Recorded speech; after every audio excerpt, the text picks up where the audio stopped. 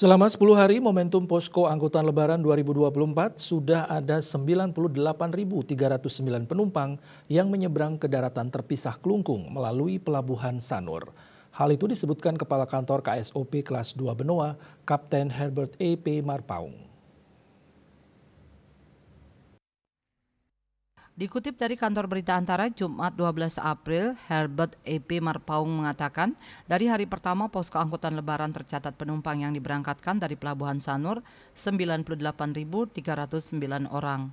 Ini tujuannya didominasi 70% ke Nusa Penida, sisanya Nusa Lembongan, dan Gili Trawangan.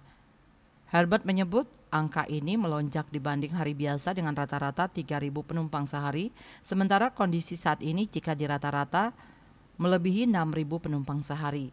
Menurutnya, lonjakan penumpang yang menyeberang menuju daratan Nusa Penida dipengaruhi oleh libur panjang Lebaran 2024. Kondisi ini diperkuat dari persentase wisatawan domestik yang menggunakan kapal cepat yang mencapai 70% dari total 98.000.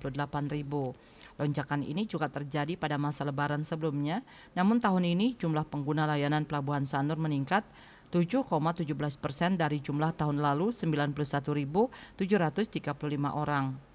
Selama momentum Lebaran 2024 ini, jumlah penumpang terpadat terjadi pada hari H Idul Fitri yaitu Rabu 10 April lalu dengan 7.000 penumpang dalam sehari.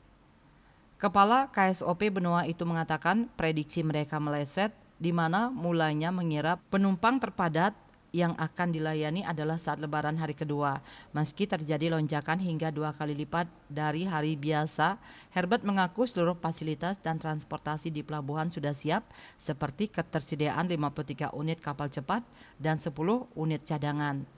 Rata-rata satu kapal dapat mengangkut 80 penumpang dengan total pergerakan seluruh kapal dalam satu hari sebanyak 90 sampai 100 perjalanan. Kapal cepat yang harga tiketnya Rp75.000 sampai Rp100.000 itu beroperasi mulai pukul 6.30 WITA hingga 17 WITA dengan jam keberangkatan terpadat pukul 7.30 sampai 9.30 WITA. Bali Pos melaporkan.